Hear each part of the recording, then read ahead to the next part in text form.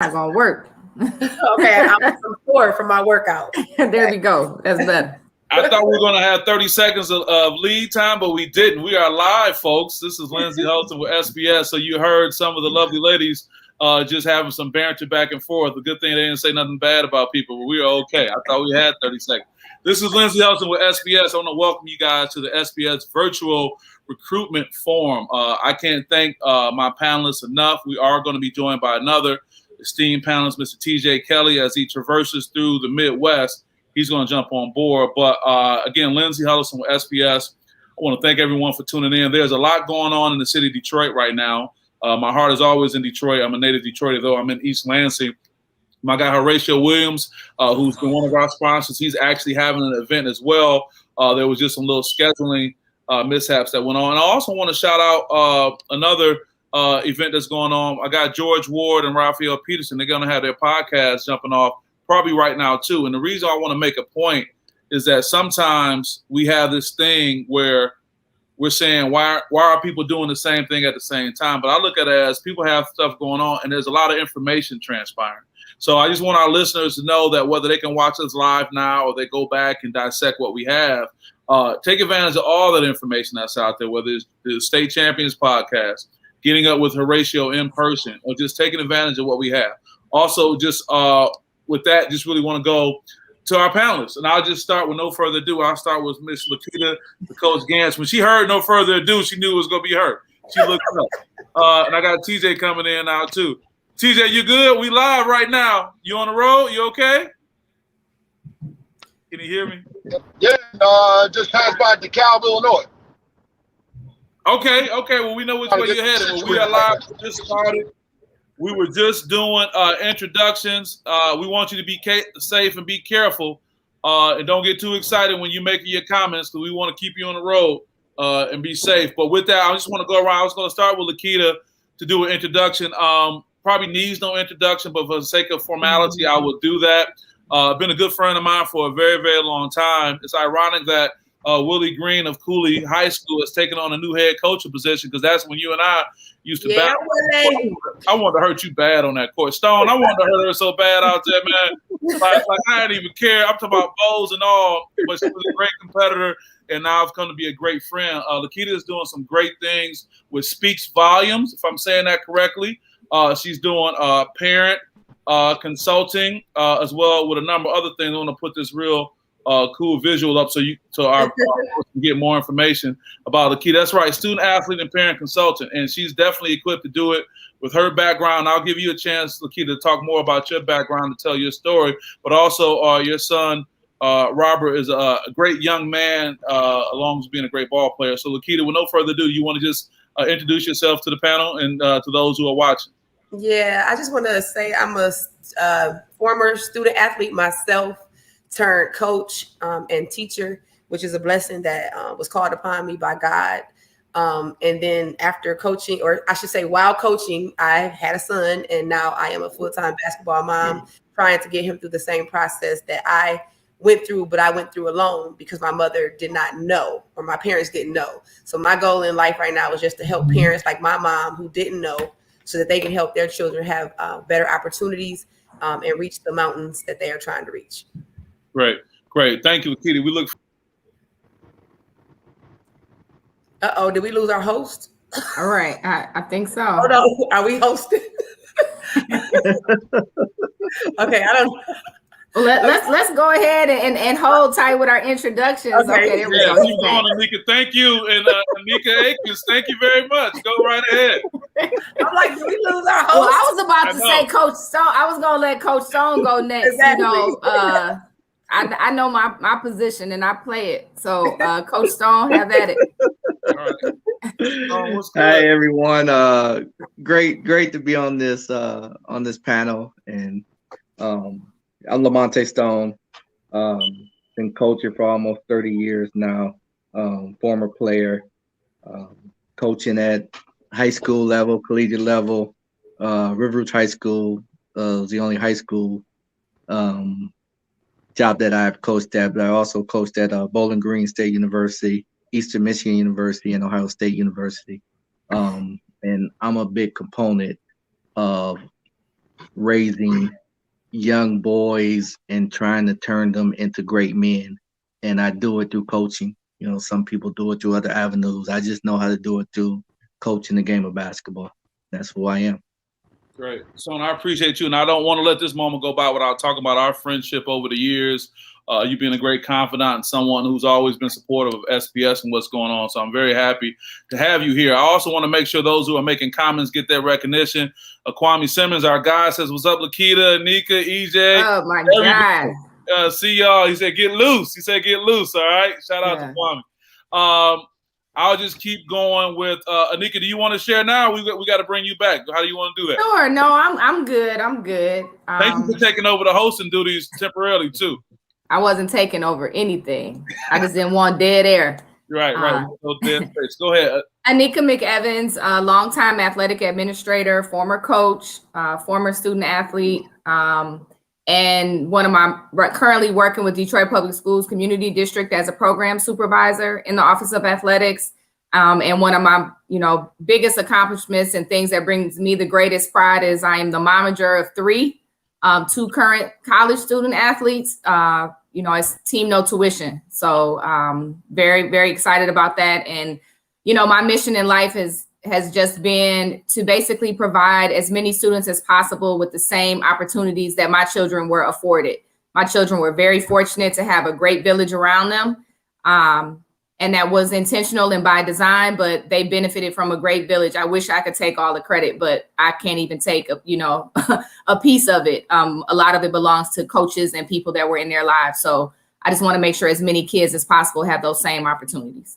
That's wonderful. Kwame, I have an old softball picture of Anika, but I don't have one with her with the handles and whatnot. So we got to get some footage. So you make sure you help me get some of that.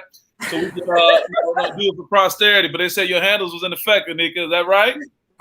I think my defense was much better, but that's a coach talker. That's a coach talker right there.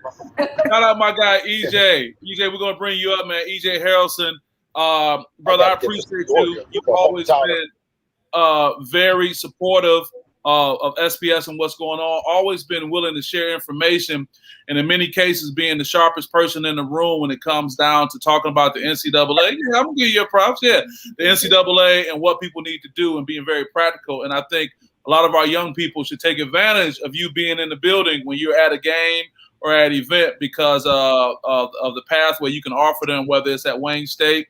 Shout out to the staff at Wayne State, or just going forward. So, EJ, with that, what do you have to share as an introduction? Just EJ Harrelson, assistant coach at Wayne State. This is my 19th season at Wayne State. Prior to, was a head coach at Finney High School and former college athlete. And I just enjoy investing in young people. Always love the city where I came from, city of Detroit. Always love the people there, and I always try to give back as much as I can. So in any aspect, whether you're an athlete or not, just always investing in young people. So Kwame, we appreciate the commentary. You got to keep it coming. You say EJ, Finney's finest a walking bucket, huh? Walking bucket, is that right? You gonna argue that, man? You gonna argue with that? Since he said it, I'm not gonna argue with it. But, right. EJ need the key to the city. That's what EJ need. He is Detroit. I love that. All the way. Appreciate that. I appreciate that coming from you. That says a lot. That says a lot. So from the woman who has the key to the city. Yeah, for sure. For our last introduction, we got to go to our guy TJ Kelly, who's on the road out here making sure that he gets some information and let people know what's going on. T12 Mile, what's going on, TJ Kelly? How you doing, man? My first time going through Peoria, Illinois. I can't help but think about Richard Pryor. That's right. But yeah, just head out to Omaha or for Adidas tournament. Should be pretty solid this week. But yeah, just it's a great time to be out on the road, saying that so much was down from last year. To actually be able to see players live, and there's no replacement for that. But yeah, been running Inside Prep Sports since 2006, and I've been fortunate to meet the vast majority of your panel over that time. I remember reading about EJ Harrelson, in in the newspaper, and it was like a dream come true. I was like, man, this guy's the pro. So, but yeah, just in all this, but just being able to be out there and being able to see players from all over the country, and then being able to build from my network and try to help them get into college. And I love the team no tuition comment. Yeah, I love it too. Well, we want to hear your comments, but we are going to be very mindful of your situation that you're driving. But you are welcome to share your thoughts. And the way we're going to set this up is, hey, these are all competitors right here. So here's my plan. I will pose questions, but not necessarily to an individual. But just like anything, you got to do your part, and it's expected. So whether a person wants to get out front with the question, but you got to get in where you fit in, I'm here to help that. But I know all these personalities on here are very capable of that, and I look forward to that. So here's a question I pose to you guys to start. And again, I want to thank Kwame and all others who are checking in. Is what do you guys see as the biggest issue with college recruitment today, right now? And I'll leave that wide open for whoever wants to take a stab at it first, and we'll go from there. But we expect everyone to contribute. So who wants to jump with that? All right, Lakita. You're on mute too, by the way. Okay. I said I'll start, I guess, just simply because I think my answer probably isn't what anybody thought of, or probably whatever. So my biggest issue with college recruitment is our high school coaches who do not build relationships with all 4 levels of the college coach. So making it so that they understand, first of all 4 levels, and then building relationships with each level so that they can have more options for their student athletes that they're coaching. Because every student isn't a Division I player. And although they may want to go to a Division I school, when that reality kicks in, the high school coach should be ready and willing to help them in other ways. So just to go back at that, you're saying 4 levels. When you say 4 levels, identify those 4 levels. Junior college, Division I, Division II, and Division III. Okay, I get it. So I'll just be a quick devil's advocate. Is it not in their best interest to develop on all those levels when they want to focus on whatever particular school or level they are at? No, I said high school coaches should have relationships. The high school coach should have a relationship with people on this level. I'm sorry, I misunderstood it. I get that. Yes. That's a great point, and maybe I'll make a note of that. And I don't know, before we get to someone talking about their biggest issue, does anyone want to comment on that? Just the idea of that? If not, we can always transition to the next, but we will keep that in mind. My buddy Courtney Alexander, father of Jacob out of Chicago, they play for Mean Streets. He's saying yes, he's in agreement with that. Western Michigan Bronco, just like me, a proud parent. Actually, we had him on one of the Wednesdays talking about the success he's had with his son. Okay, so with that, who would like to go next? And thank you for that, Lakita. I think we're definitely going to come back to who else would want to share next. Well, I'll tag on, because I was going to say, not just relationships at all 4 levels, but what Lakita said, building relationships, period. Mm-hmm. Right. As an athletic administrator, one of the challenges I have with my high school coaches is they're not even, actively seeking relationships. And of course, this is not a basketball conversation for me. This is all sports. It's a head coach's responsibility to, seek out those relationships, even if you're at a school where the coaches are not necessarily reaching out to you. So, the relationships, period, would be key for me as an administrator. And then my challenge would be the misinformation at all levels. I think that, it's so terrible to me that there's so much information out here, and yet we're still passing around misinformation, amongst ourselves. We've got, high school coaches and AAU coaches in some instances that aren't even familiar with how the recruiting process really works, in terms of timeline for coaches, in terms of when they can speak, when they can't speak, what those conversations can look like. And so there's still just a lot of misinformation being passed around. And it's really to the detriment of our student athletes, especially those families that are not as familiar with the process. Yeah. William Whitman says he agrees emphatically.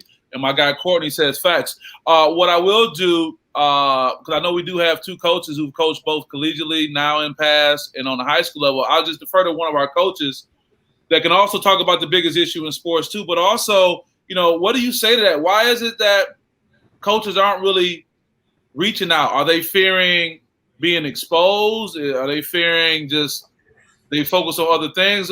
Between Stone and EJ, do you guys want to share with that? I think what happens, particularly at the high school level with coaches, you have two different type of coaches at the high school level. You have guys who are teachers first. It may be the history teacher that just happens to be a high school basketball coach or a high school football coach, but his main objective and why he's working in the district is to teach history. That guy or that coach won't get into the recruiting process because that's just not why he's coaching.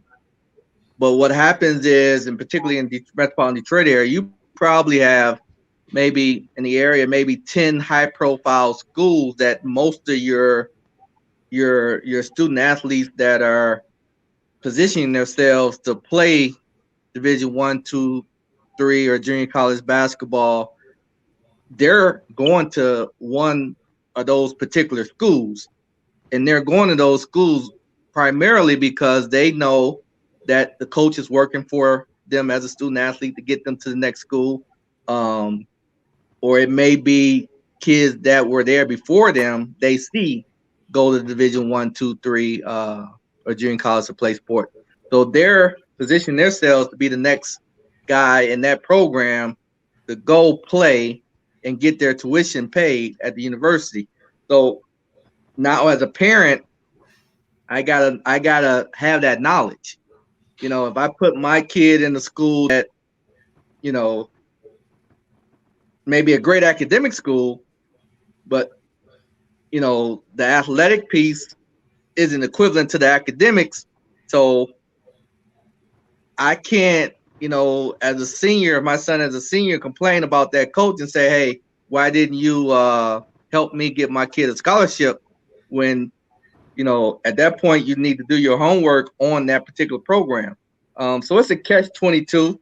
I mean, it's just like when I was a high school coach, I used to tell my parents that, my high school program wasn't for everyone.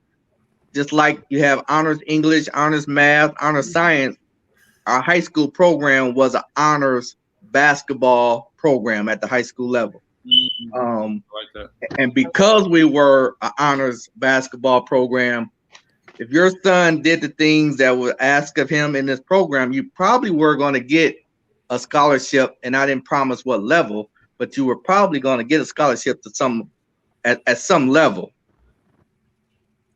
Everyone can't say that as a high school basketball coach. So as a parent, that's probably why, good, better, and different, we attracted kids to our basketball program from all areas of metropolitan Detroit.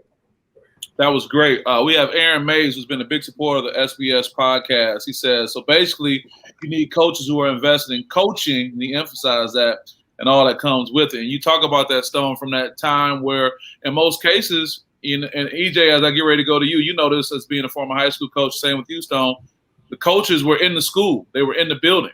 So that was more the priority, but now it's so much, else going on to have people. Now, Stone, what I didn't ask you directly, you were kind of piggyback on that. Would you say that's close to one of the biggest issues in college recruitment right now, or is there anything else you would add to that? I mean, I think the biggest issue right now today is the lack of knowledge. Lack of knowledge. And I think I heard someone on the panel talk about the lack of misknowledge.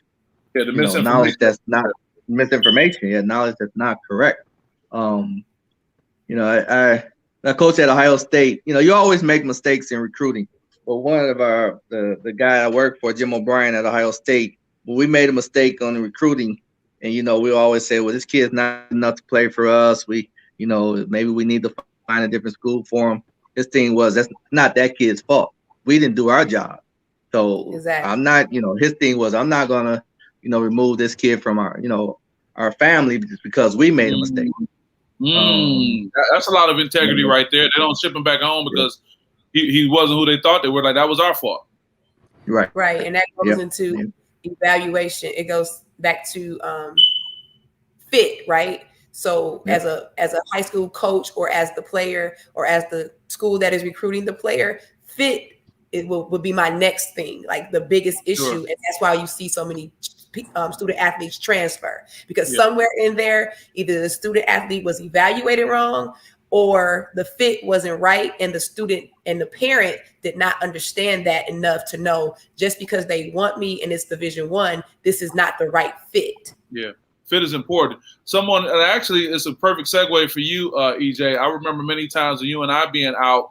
I mean, that's one of the first conversations you and I had at length. You know, several times we talked about players thinking they can play on a different level when they really can't. So first, I'll just ask you straightforward: what do you see as the biggest issue in recruitment right now? And then if you could have anything else you want to follow up on based on all the great points that people have made so far.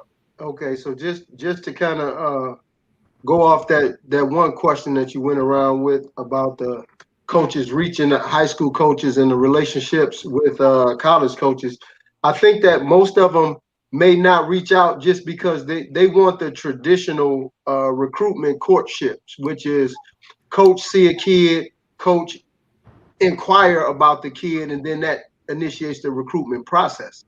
But you know, especially now in the time that we're in with the pandemic, you know, coaches weren't able to get out, players weren't able to practice. So now it's up to the coach to do the due diligence to kind of not necessarily sell their kid, but inform the coaches about their kids. And I think that they just haven't done that. And I certainly don't want to speak for all high school coaches when I say that. And then also, I think the other thing is coaching has gotten really competitive, especially, well, it's always been competitive, but at the high school level now, where they're doing some things different in Michigan, where head coaches have to re-interview for positions and things. So they start to concentrate on wins and losses and develop a mindset that it's up to the kid to get recruited. And they kind of eliminate themselves from the process. And I'm not saying anyone specifically does that, but those are just a couple of my assumptions as to why that may be the case. But to answer your question about you know, the biggest problem, I'll say right now the biggest immediate problem is the fact that these high school seniors are in a terrible position. They're in a terrible position from the standpoint that this year, at one point, all divisions included, there were over 2,000 basketball players in the portal, in the transfer portal. And then on top of that, you have schools and players that get an additional year. So not only do you have 2,000 choices that, because they have some college experience, potentially is better than a high school incoming freshman coming in. And then you have ultimately a standstill on your roster because you can have everybody coming back. So that's difficult and very tough for a high school senior. It could be very discouraging to the player and the parent. So I think that's one of the biggest issues. And then the other issue that I would say is a big concern, and this is probably a little personal for me because I coach at the Division II level, is the conversation almost insinuates that if a kid doesn't go Division I, then he's not a good player or she's not a good player. It's Division I or bust. When at the end of the day, you want to be on Anika's team no tuition, regardless. So, and that's why I always take an opportunity to talk to these coaches and say, you know what? It's not your job to say that this kid is a Division I, Division II player, or what have you. Let a coach shoot his shot. I may go after Rob, and I may say, Keita, I want Rob. And Keita might say, you know what, boy, you crazy. But it's okay. It's just is my opportunity to do so. Let me present what I have to offer, and if he says no, then that's fine. You know, it's absolutely fine. It's okay, because I was a player once, and that's the process. You're not going to get everybody you go after, but you have some coaches that will say, well, no, he's a Division I. You don't need to waste your time looking at him. But then what that may do, which kind of leads to what Keita was talking about early, that may stop a coach from coming into the gym and seeing another kid. So, you know, I just think that's one of the bigger problems. But more, I just feel so bad for the high school senior and the parents of those seniors that invested a lot in those kids. I just feel bad for them. Yeah, very well said. I mean, it couldn't be a perfect segue to go from EJ to TJ, because TJ's on the road. He's going to watch some of these players and see that. And you're absolutely right, man. We got this D1 or bust mentality. And what I'm quick to say is that y'all probably don't really want them problems as players. You say you want that, but are you ready to commit to that? Do you have the ability? And what I want to transition to after we hear from TJ as he's on the road is talking about the mental toughness, the mental health aspect of it, and the NCAA expectations, the academic rigors, and all those things that come with it. Just because you can shoot or you got handles like Anika did back in the day doesn't mean that you're just going to be that guy. Yeah, I see you out there. Let me just, before you go to TJ, just to add something to what the parent side of what EJ left off on. Mm-hmm. So as a parent, since, you know, I consult with parents, you never want to allow your child to shun any coach away.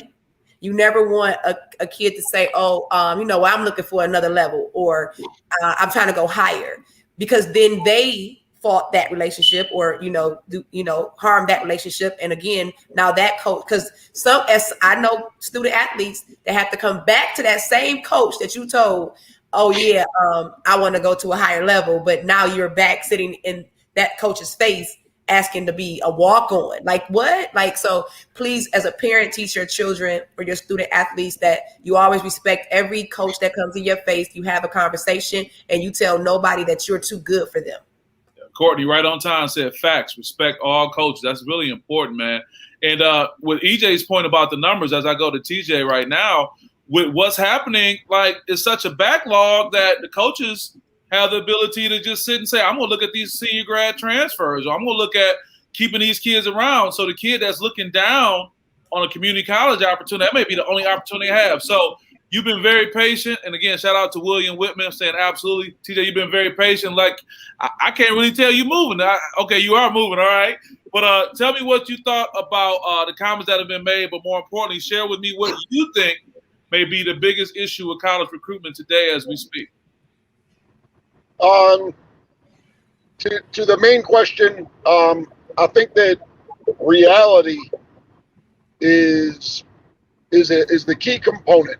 I think that the vast majority of kids, the vast majority of parents, they think that, let's say their son is an incoming freshman. Well, in 4 years, they should be playing at University of Michigan or Michigan State. When in actuality, I mean, they've only got three on average. They only have 3 scholarships to give. And as we know, University of Michigan and Michigan State University, they're recruiting around the country. So you're talking about 100,000 to choose from. And if one of those 3, then that means that a lot of hard work has been put in. That means that that they're going after their guy, and college coaches aren't trying to be wrong in with who they're recruiting. One thing that I always try to encourage the younger kids is build a list of what's important to you as far as basketball. Do I love seeing my parents in the stands? Am I seeking a strong academic institution? Do I like this coach? It doesn't have to be a long list. Only like 5 or 10 topics. Maybe 10 is maybe too many. But stick to your guns when you go back. So when you're a senior and you're being recruited, you can look back and say, all right, this is a list that I put together when I was 14 or 15 years old, and these tenets I'm going to adhere to when I'm going to make my college decision. Sometimes kids are saying, hey, I want to go I want to go play here. I want to go play there. I remember, as a baseball player at Southfield Lathrop, shoot, I wanted to go play baseball at Louisiana State or Stanford. Well, in actuality, that wasn't going to happen. I remember getting a letter from Madonna, and I thought I was like the singer. I had no idea what a Madonna was. And I mean, it is what it is, but I mean, I wasn't informed on, just local universities. Fortunately, my baseball coach at that time, Bob Martin, who's passed away a few years ago, his son played at Bobby, played at Wayne State, played baseball at Wayne State, but he had players that went to Michigan State. He had players that went to Eastern Michigan. He had players that wound up going and playing at Madonna. So he had built a relationship, and I think that, and that network that he had built over the years, it's invaluable, just because, especially in times of now, you talk about, the class of 2022, definitely class of 2021, where high school coaches need to be able to have that relationship that they've built with college coaches over the years. And I think that the same thing with the same tune is players, student athletes, they don't need to ignore any college coaches, and they need to be respectful and make sure that they're reaching out to those that reach out to them. High school coaches have to do the same thing. And I say this because the basketball community is a very small world. And those that are in it, EJ's been coaching for 19 years. Lakita, you've been coaching. Stone, obviously. And one thing that I'm trying to do with, my evaluations is I try to link up high school coaches, the grassroots coaches, the players with these college coaches, so that college coaches can reach out to all three and they can really find out about a kid. I might only see a player play, once a weekend, and no more than maybe 3 times in a whole year, especially if, they're outside of the state of Michigan. I'm headed to Iowa right now, and they're going to be players there that I'm not going to see very often.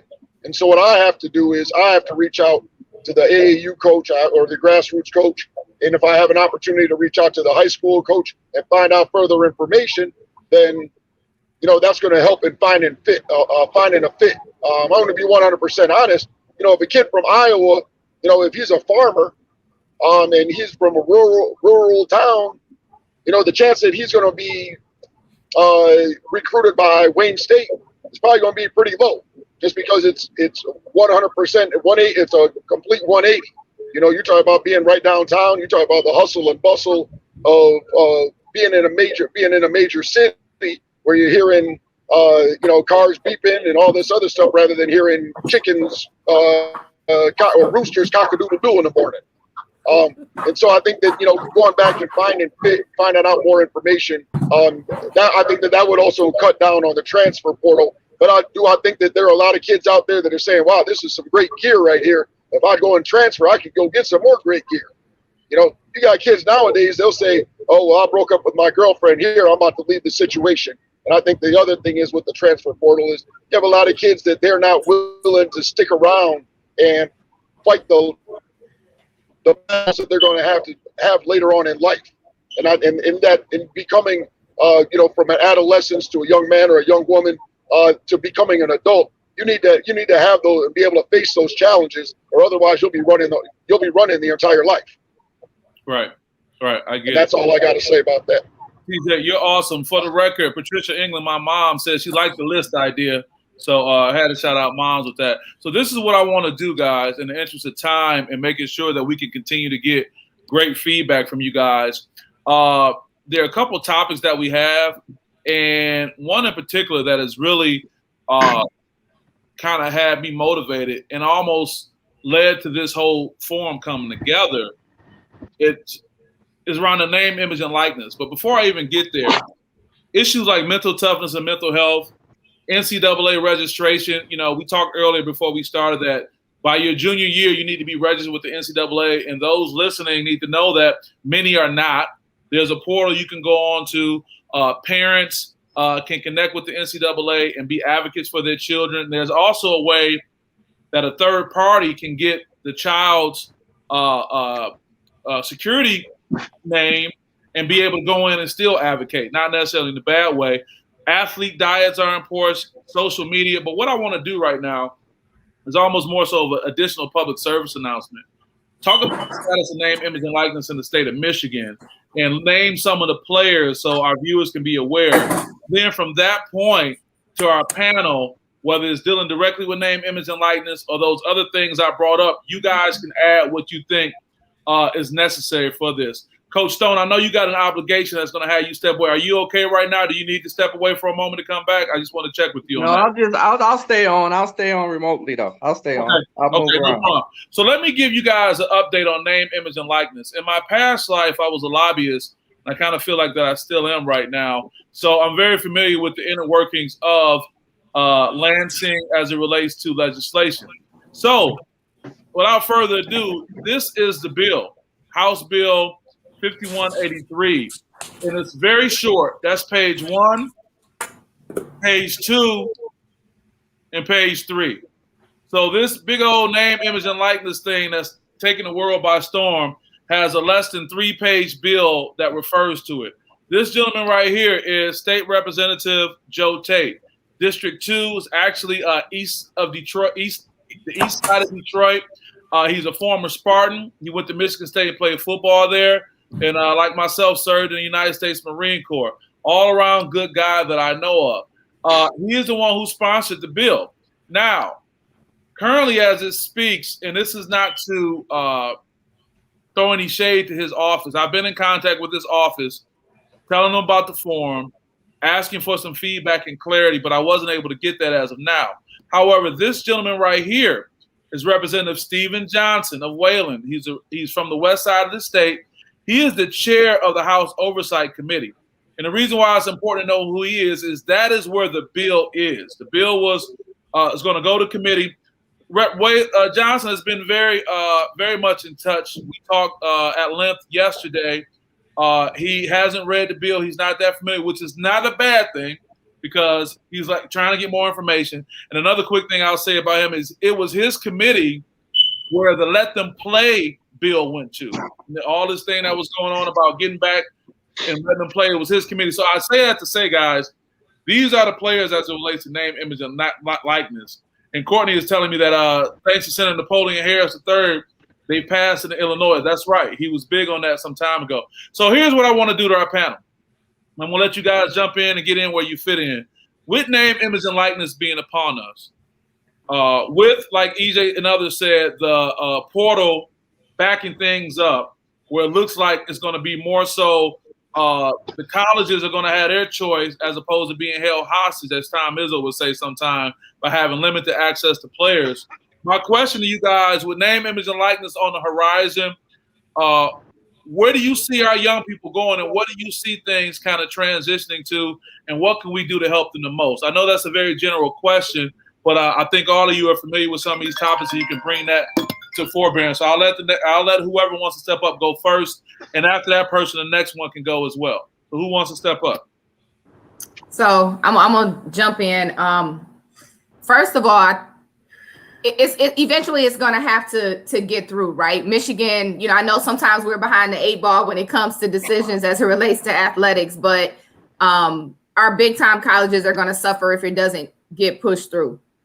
I say all that to say, though, as it relates to our student athletes, in my opinion, all it's really doing is making a very difficult road even more challenging and more difficult. Because it's muddying the waters without most kids really getting a whole lot of benefit from it anyway. Yes, right? Yes. I literally in the last 2 weeks across my Facebook, Twitter, I've seen college kids, talking about, they've got an opportunity with, this company or that company, or maybe they're, doing a basketball camp or doing some, small things that they're trying to do.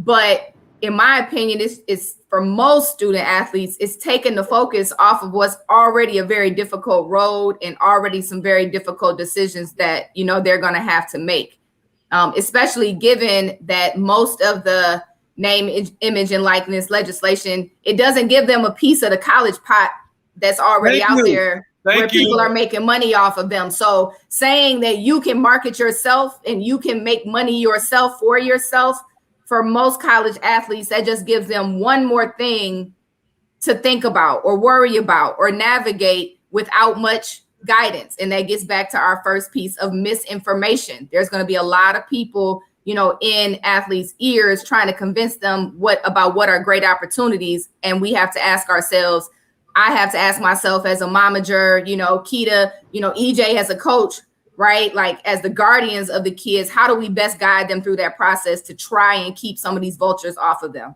And Nika, can I just add to that? Can I add to that, please? That we have this expectation of a kid coming in and being the best player they can be. And that takes everything out of them. Now we're asking them, without any kind of background knowledge, all of these young people to be brand ambassadors, and we have no knowledge on that. Now, again, the NCAA has opened this up, but I think it's the biggest distraction in town because now we're over here hustling. They like pretty much soliciting themselves. Say again? They are soliciting themselves now. Yeah. And they're saying, let your drunk uncle take you to the store and pay for stuff. But the NCAA over sitting on all this money. And they saying, don't mess with that. So I wanted to add that. Nick, I didn't want to take your time, and maybe I'll just transition to Lakita with that. But Nick, is anything else you want to add on that? No, I'm good. Those are excellent points, by the way. You got me fired up when you said that. Made me wonder if you listen to some of my conversations. Lakita, you talk about the soliciting and those things. Let me frame it. You and Rob seem to have been kind of on this before it was kind of out there. Now, whether you want to say a little birdie told you something, but everybody know you've branded $13,000. Everyone knows that those shirts have went viral. So no, I think you're an example of someone who could fit into the parameters, but everybody don't have that. So I just want to make that point, but definitely want to hear what you had to share about that. So for me, what I ultimately look at is, let's say Alabama football, for example. All right, Alabama football may have 5 or 6 faces of their program. And those guys can actually probably really make a lot of money because their faces are the ones that are big and making everybody want to come because they're winning. But what about the player number 52? Nobody wants player 52 and wants him to sell anything or market anything. That's player number 52. So again, some of our student athletes still would be lost in the shuffle. And although we're given this, I think it's almost, and please don't laugh when I say this, it's almost like some of the student athletes have been paid anyway, have been being paid for years. And if I wanted to pay them, now I could just use a marketing or a brand to pay them to still come and then use this brand to say, I'm paying you for image and likeness. That's another thought process that I had. Like now I can hide the money still by paying you for your image and likeness. Again, though, the only people that I see making money off of image and likeness right away are the stars, the superstars of the team. And that's only going to be 2 to 3 basketball players maybe on each team. And if you're a mid-major team, well, you don't make money anyway as far as your own personal budget. Yeah, they struggling anyway. You're right about that. Can I just add this for you and others, and I'm definitely going to yield back to you. Michigan State has the Evergreen program with their lane. Michigan State has created a studio inside the athletic department for name, image, and likeness branding for their student athletes. Michigan has hired someone just as well. So I'll throw that in the mix. What does it mean when you have these 2 major Big Ten schools already getting in the game by saying, okay, we can do our name, image, and likeness in-house as opposed to just you as an individual? Again, I'm just looking at the different levels. Only the higher end people I feel will benefit. It's just that it is what it is, and no one's saying that much. And I think it's okay. It's okay for them to, be able to be paid, but it's still the bigger picture. Is schools will still make the most money off of them, right? Yeah, I might get a $200,000 sponsorship from somebody, but they made $200 million from me showing up throughout the season. So I think that's just something that I think about. And then to piggyback or go back to my son, I've always wanted my son to be more than a basketball player. So, and I've always wanted my son to have an option to want to work for somebody or not. So I wanted to teach him entrepreneurship first, and that's what we've been doing. But the good part for him is, like, for example, he's a model. He's a Barbizon model, right? We go in August for this huge competition. If he picks up brands that want him, he has no issues now, and that's a plus for us. But like you said, every parent doesn't have a me or an Anika, and so these are the things that parents should be educated on to start branding your kids in other areas of their lives, so that basketball can help those other opportunities grow. So that's what I'm going to say. I'm going to go right to EJ only because I'm thinking of you. You're on the front line of having to deal with this as a coach, meaning a kid is coming to Wayne State, and not only do you want to make sure he can run the 3-man weave if you guys do that, or take care of his business academically. This guy's coming saying, hey, man, I got a brand. And then let's be honest. Let's keep it all the way real. You have a brand. You have familiarity with that, with your brand and what you've been doing. So what's your thoughts on this right now as I look at my mom's comment? My mom says, great information. I have a different, better perspective on the money aspect. Thank you so much. Okay, you are welcome, mother.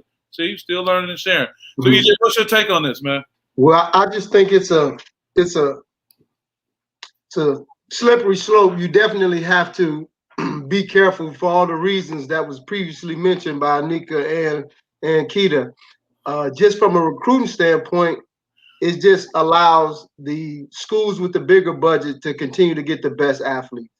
I think that why Michigan and Michigan State is kind of building something in-house is because that's the best way to supervise it. You have a situation where they're going to have to put some type of rules and parameters around it, or you're going to start getting a lot of you're going to get a lot of things that's not in a line with the model or mission. Let me stop you for a second. I want to take advantage of something. I did this with Derek Coleman when I was at his event. I made him the chairman of the NCAA for a moment, and he was the last one to make a decision. So you having familiarity with branding and what that takes, the time it takes, and being on that level, I mean, you're a perfect person. So if you were the chair of the NCAA Name, Image, and Likeness Committee, EJ, what would be those things you would put in place? We're talking about there's going to have to be some rules, and like I said earlier, it's wide open. So what would be the rule? What would be some limitations? Just, something very simplistic, but you would say this is what's expected. Well, the first thing where it would have originally started from was allowing college athletes to be paid. So, that would have kind of not allowed this to even come into play as much. Exactly. And then they put it on everybody else but themselves. Right. You could have proportioned the budgets to pay each player based on performance from your budget that you're making off of them anyway. Yeah. And then can you guys hear me? Yes. I can hear you fine. Okay. Then the other thing is you would definitely have to put some type of parameters on what's appropriate, what's inappropriate, what's in line with college athletics. Who should be doing that, the NCAA or the schools? I'm sorry, that should be the NCAA. That shouldn't be anything that's monitored by each individual institution. I think that a lot of times, and I'm an employee of the NCAA, but a lot of times they put the earnest on the university so the flag doesn't fall back on them. Oh yeah. I don't think that. It's up to your school to give you a suspension. It's up to your school to make those. So they say it wasn't us. It wasn't us. Right. And I think that's wrong. I think at some point, you have to set these parameters, and it has to be in the interest of the kid as opposed to the interest of saving a dollar. And that's really what it boils down to. So the first thing I would do is I would put some parameters in place that would not allow you to receive money or marketing or anything from, for example, like what's going on with Sha'Carri Richardson. And she just got approached by a CBD company and offered $250,000 to market that. You would have situations where that's traditionally outside of college sports. We would have to put some type of limit on that. We would have to put a cap on something to not allow the number one player in the country to get $3 million for doing a 30-second commercial. You would have to put some type of parameters on it to make it neutral. And Keita mentioned it, and she said that it's only going to be a small percentage. that eats off the name, image, and likeness. And I agree, but this is where we differ with it. I think just because of society and the way things work, I think women athletes are going to eat from this way more than, because there's only a 1% of that college athlete. You know, the if you're a Zion Williams or something like that, then people are going to like you because of the sport and you perform. But just imagine when, like, Skylar Diggins was at Notre Dame and she was getting DMs from Lil Wayne and all. Could you imagine the name, image, and likeness, how she would have benefited from it back then, and the many beautiful athletes of today? I just think that the women will have, in terms of maybe not the biggest check, but the more opportunities. So that's what I would do.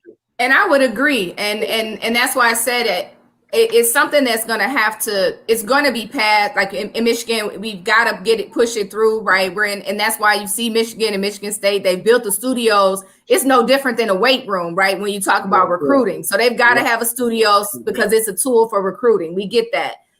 And it's not that I'm opposed to NIL, because I think it's one step towards where we need to be, right? Of solving the problem and the issue of inequality that we have.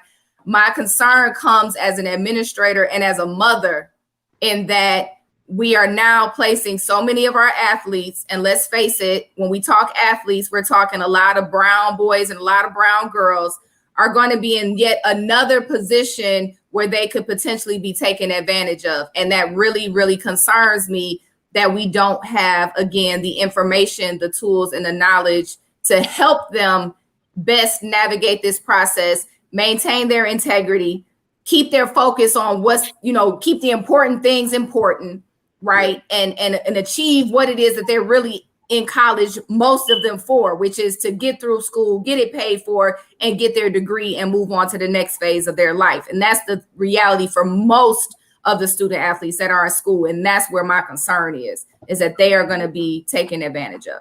Absolutely. So, and you'll see in the beginning, you'll have some more academic issues. You'll have more mental health issues, because this just it makes it really difficult, and then also, you'll see a lot of people being objectified, just because now you'll have a couple athletes who now they got cars now they got all the Jordan 1s, and so now I'm envious of you because your image and likeness is what shoes you want, all the Jordan 1s. Listen, I just want y'all to know I'm gonna stop talking because I think they listening to me. So when I make some of these points, they're gonna try to kick me off.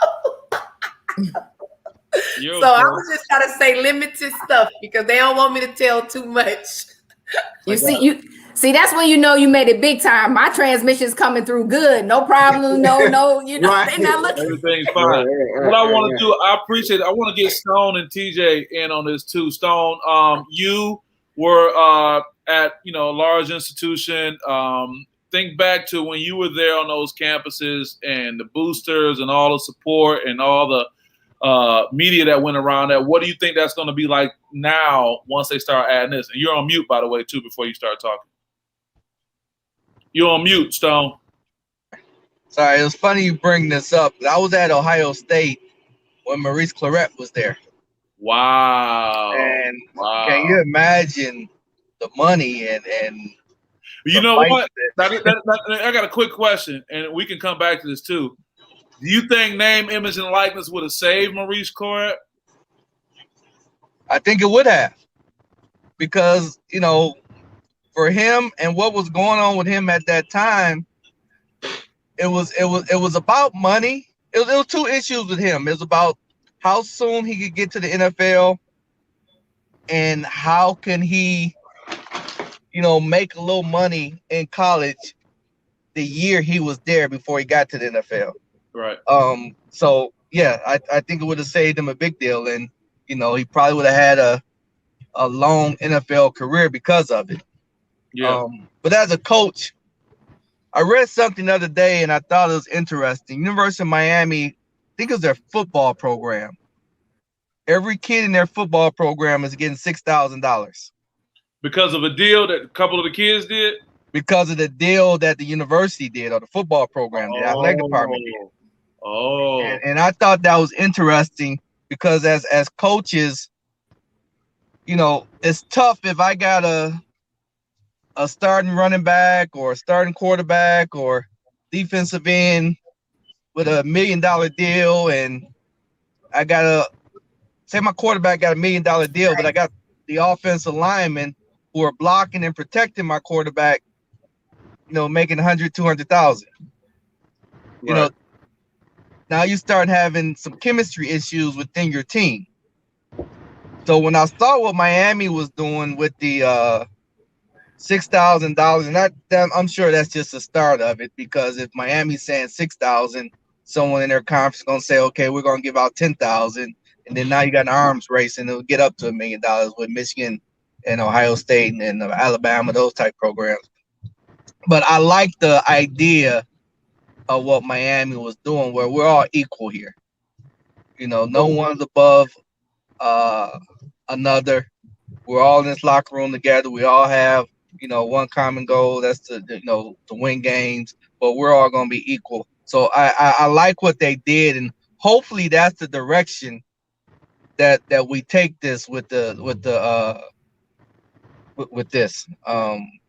Ultimately, I worry about it. I worry where collegiate athletics is going to go with this, and it's going to be a wild west, you know, for the next year or two before we get a handle on it. Yeah. And see, what we're looking at is the way things are now, but what's potentially going to happen, and you can almost see it moving in that direction, is there's going to be high major athletics, and that's it. Yeah.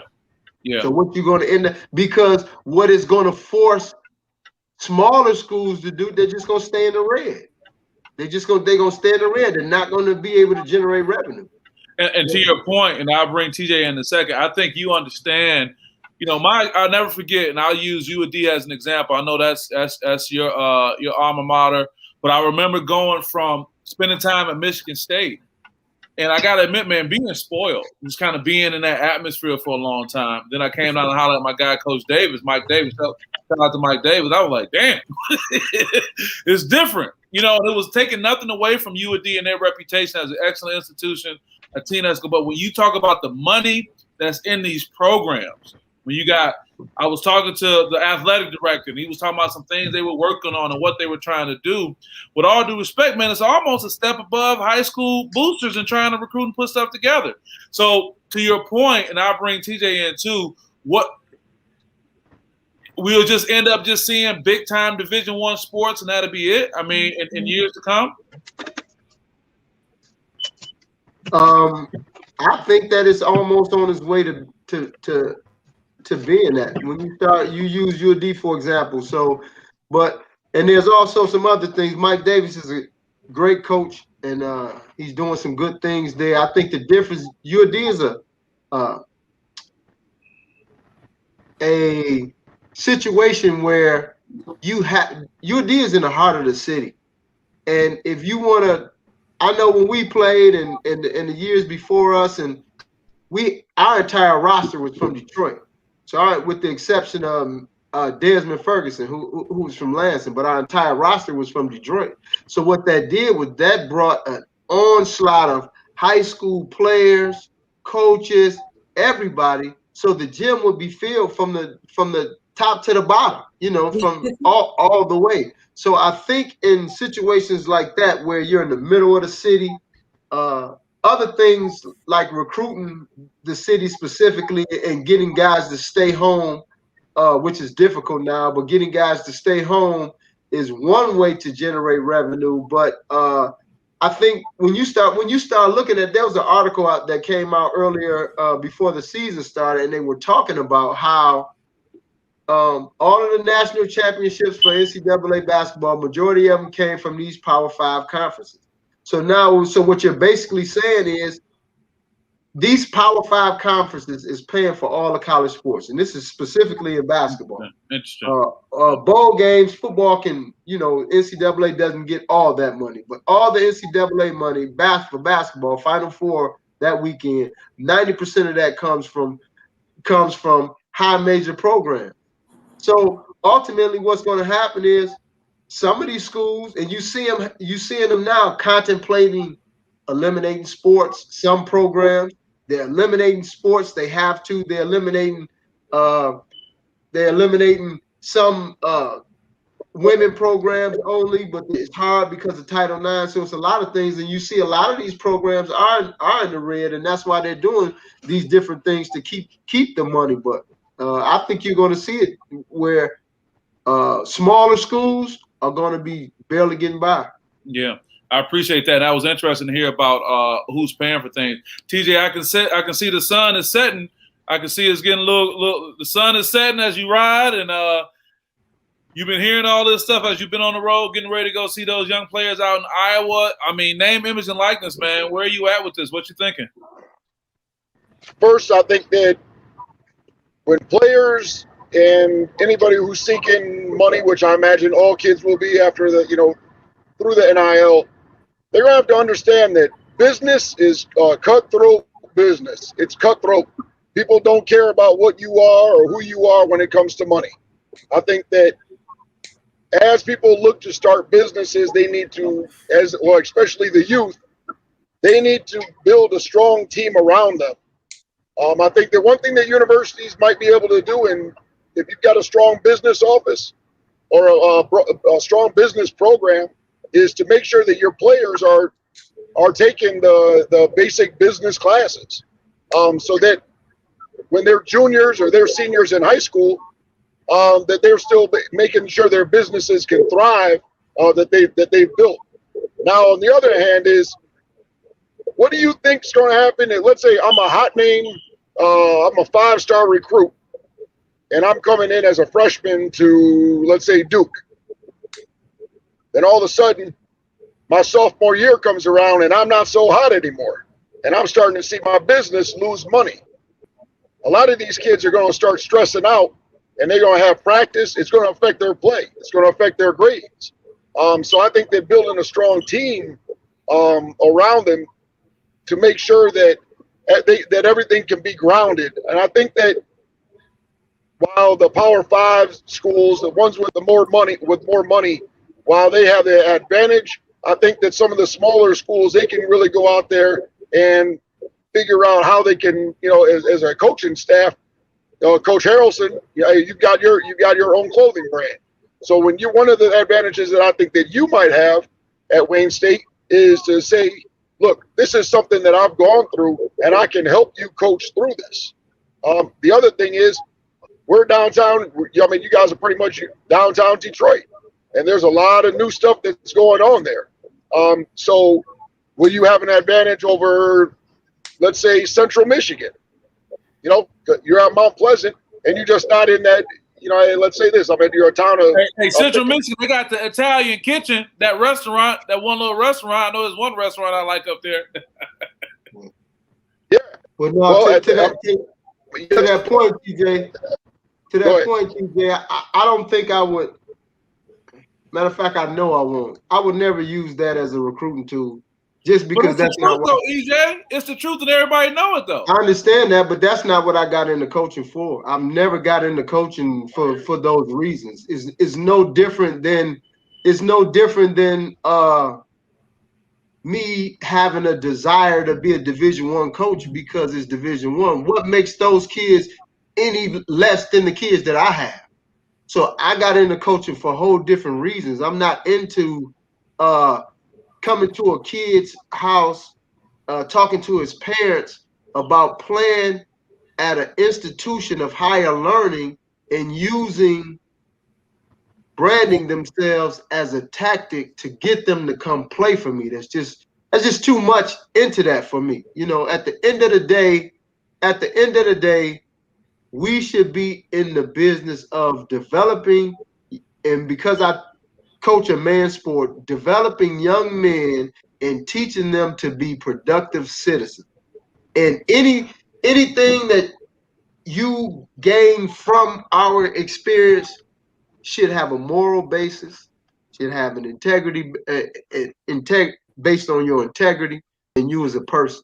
I'm not really into, and you guys brought up my clothing line, which is cool, but I don't even talk to my players about that. I don't even mix the two. I don't mix the two, and I would probably make a few extra dollars if I did, but at the end of the day, that's not why I coach, So for me, it's just a lot of things with this name, image, and likeness. And I personally believe, and it's funny because this stuff has always been around, image and likeness, whether coaches should be paid, whether players should be paid. But it's mighty funny that all of this stuff starts to get passed as soon as a kid can come out of high school and go pay for $100,000 in another country. Yeah, you're right about so it's just, to me, it may be to combat that and try to keep the kid in the playing in college. Yeah. So it's just, it's just so many other things. Let me just say this really quick. I want to give us the last moments of what we need to do. I will go back to TJ to let him finish that point, and I want everyone to know with the time that we have, I want everyone to be able to make their summarization. So I want everyone to hear that. But EJ, let me just say something about you in this public forum. I've always said the coaches that get the job or people who get the opportunity are the people who didn't want it. You sat right here and you said you're not in it for that. And we all know you enough to know that's true.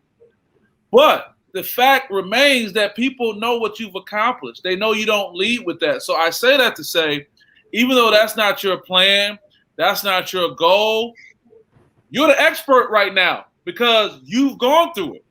And I just say that to say sometimes, man, even though that is not your intention, those are the unintended consequences. And fortunately for us, in a good way, I'll add more to it.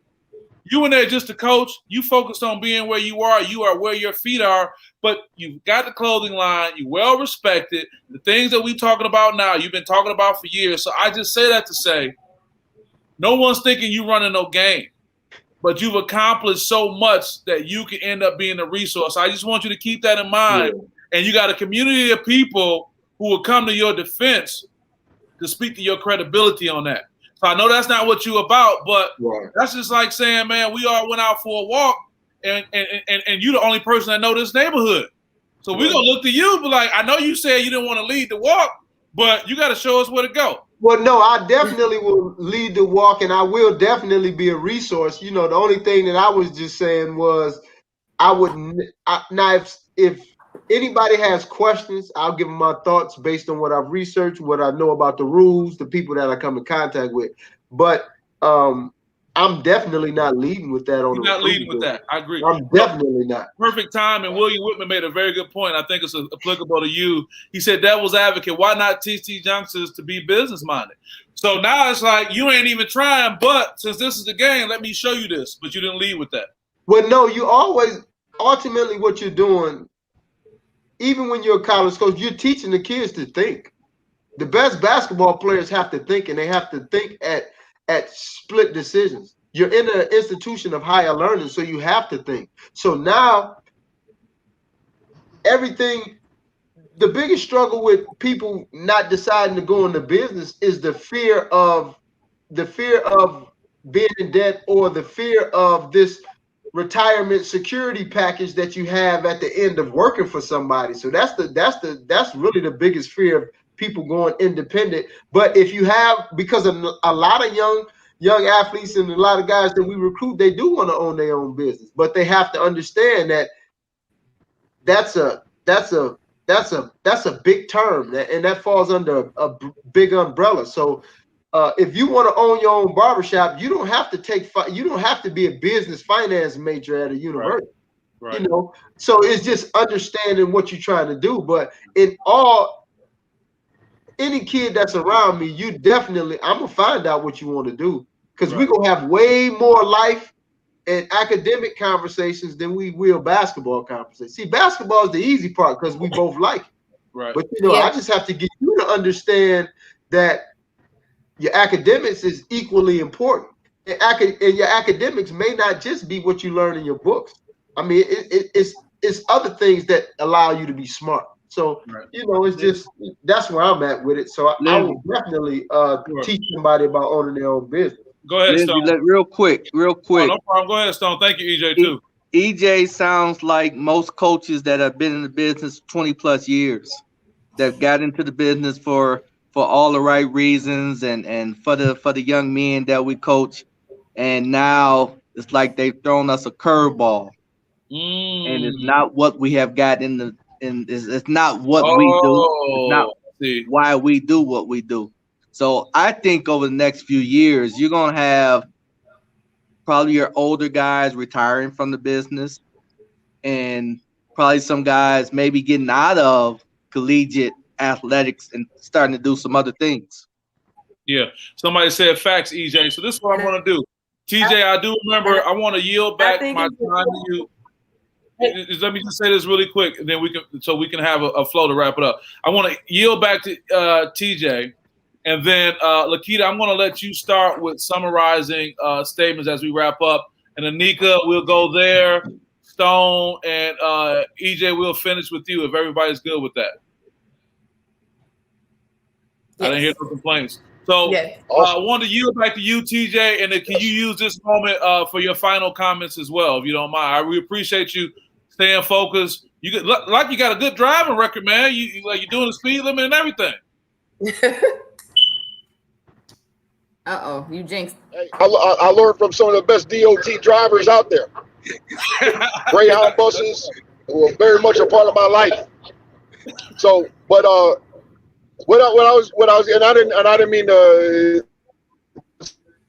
EJ. You can use this as a recruiting tool, but more as coaches. You guys are mentors as well, and as guys come along, they'll say, "Hey, coach, we know that you do this.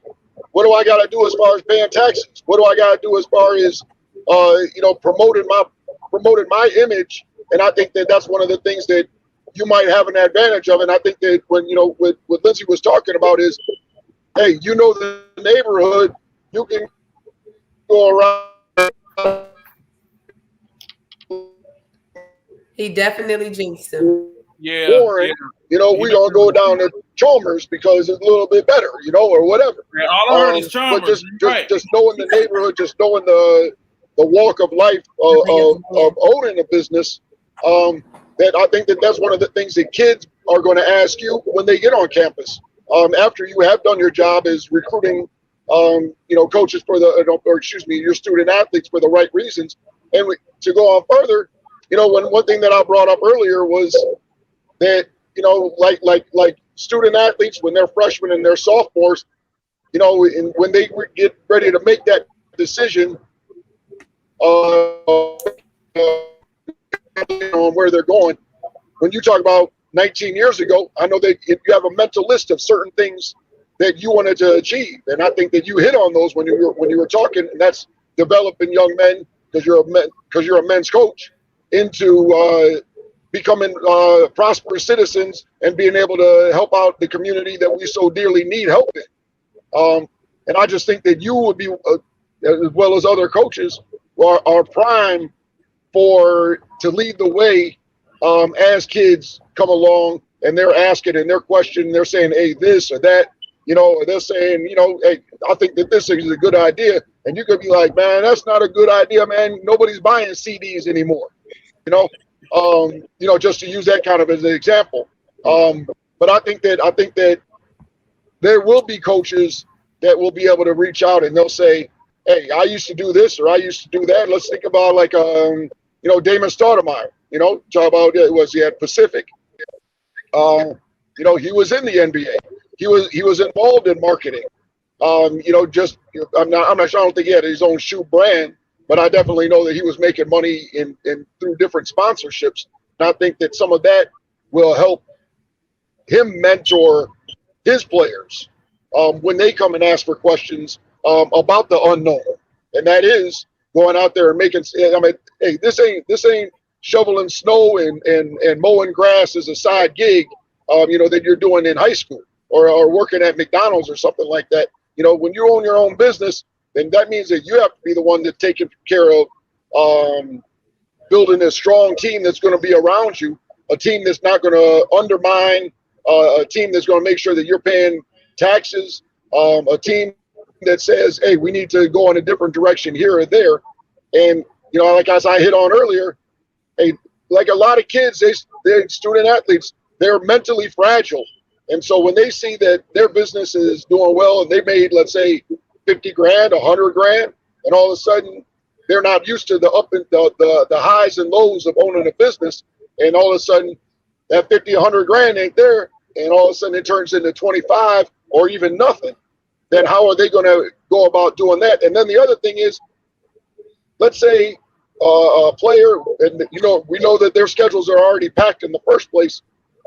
If they have a business deal to make $1 million, or they have a practice that they might be late to that practice because they had that $1 million deal going on.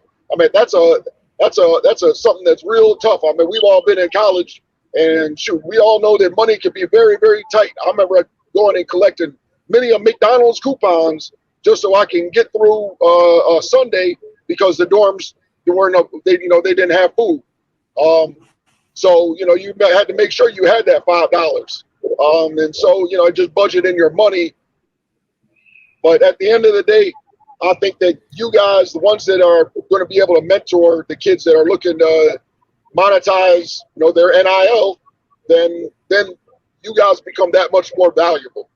You know, and I think it goes down to mentorship. And I'm not saying they're using that as a recruiting tool, but you know, it just development of young men and women, those that have that expertise are the ones that are really going to be able to help the student athletes as they look to build their brands. Excellent. TJ, you've done an excellent job for us. You maintained the whole way. The network was trying to shut you down, but it was looking crazy and frizzy, but you came through crystal clear. So you go ahead and get on an Iowa. You get in there safe, man, and give a good eye to those kids and help them get to the next level. You are appreciated. You're welcome to stay on, but we know you're driving. And thank you for coming on. Thank you for the wealth of comments you provided. I'll go defer to Lakita. Oh, and EJ, for the record, right. Wayne State Athletic Department needed to just go on and put you in a semi-different role. I mean, that just makes sense to me. That ain't a hard choice, you know. With that, I'll leave it at that. Lakita, you want to give us your final comments?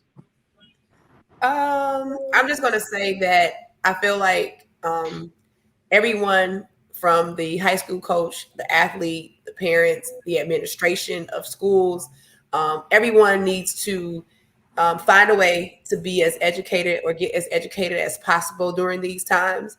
There's so much new information coming out. There's so much information that people don't just, you know, find out on, you know, I should say it is a responsibility, I believe, of organizations and schools to make sure that all entities know what they need to know. Whether they use the coaches to get to the parents or bring in people to give information to the coaches, the parents, and the student athletes, whoever that housing organization is, school or colleges, people need to know what to do and what they can't do. And it's from all over, whether it's your grades, whether it's business, whether it's when you can play, transfer rules, being comfortable, all these things can be all helped if I believe that administrators and people who run organizations find a way to funnel this information to the right people and make it mandatory.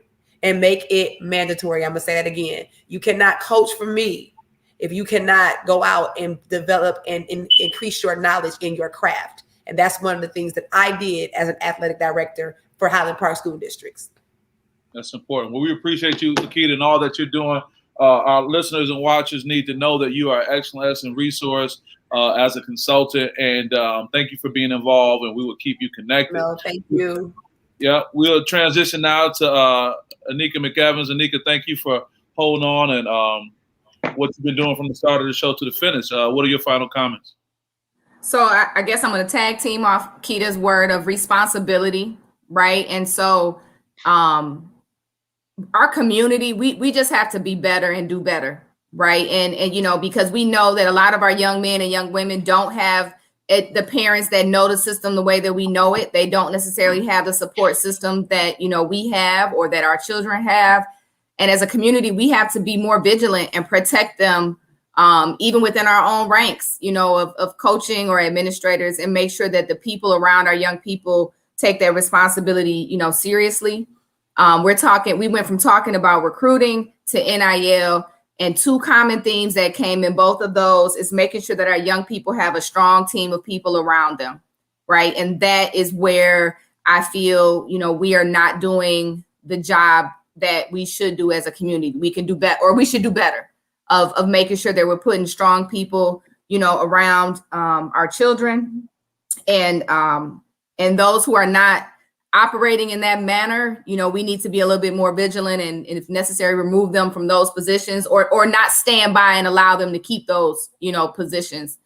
As far as the NIL specifically, I'm just going to say to all of my student athletes, parents, coaches, everybody listening, sometimes, you can't see the fire for the smoke, right? Right now we're in the smoke, right? The thought of money is clouding a lot of judgments. Don't miss the big money, which they have not put on the table.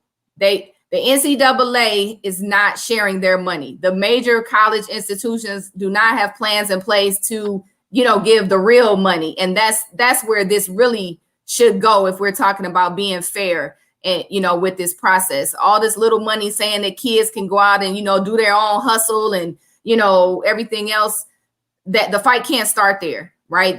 If we're going to fight it, let's go all the way to get the big money and keep that, conversation moving.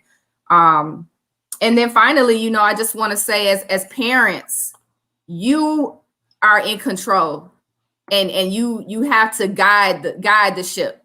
Right. You sometimes you have to remove your children from situations that don't work for them. And it is your responsibility as a parent to find the right fit for them, whether it's a university, whether it's basketball, football, whatever sport. But as a parent, you are in control, and we need to remember that always, that you guide the ship, and don't let anybody else tell you what's best for your child, because you know them better than anybody else. I love that. Much appreciated. Lakita, you was doing Amen. Okay. Coach I'll go to Coach Stone. I'm gonna finish with EJ. Stone, what you got for us, man? You still on mute? You on mute? Anika hit it right in the bullseye. I mean, as parents, when I was coming up, it was more of a village that raised me.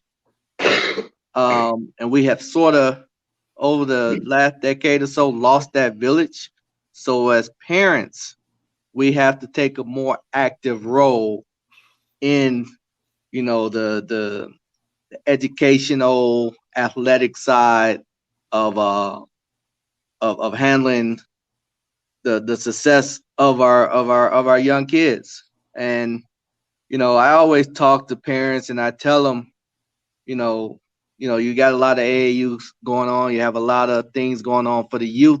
That's just an investment that you're doing right now, to hopefully it pays off in your kid getting the athletic scholarship to one of the Division 1, 2, or 3 universities.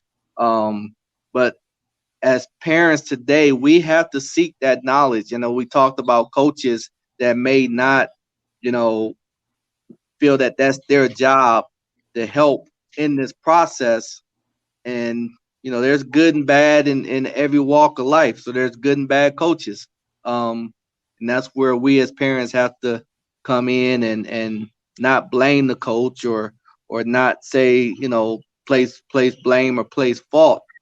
We just have to redirect, the way that we do things. And secondly, I just want to thank you for, the platform, and giving us a platform, and giving your listeners a platform. Because sometimes the knowledge isn't presented. Most of the time, the knowledge isn't presented to the parents, and you do a great job, whether it's through this platform, or face to face at the games, or over at Derek Coleman's Summer League, interviewing parents, interviewing players. I don't think we could thank you enough, and give you your flowers, because you do a great job of presenting what needs to be presented to our community. No, Stone, I appreciate you, bro. I definitely appreciate that and appreciate you sharing, man. Before I get like these, I got to go to EJ. EJ, you up now, man. Thanks, all right. Appreciate you. Just like what Stone said, we appreciate you having this platform, not only just to pass this information on to others that may not know it, but also it shows through the various things that you do that you truly have a passion for the community, the world of athletics in this area, and you're a hard worker. So we definitely appreciate that. I think the last thing that I would kind of leave with, we just have to understand that these are lives that we're dealing with, ultimately. And we may talk about that, the scholarship and all these others, but at the end of the day, there's a lot of high school kids that basketball careers done at high school.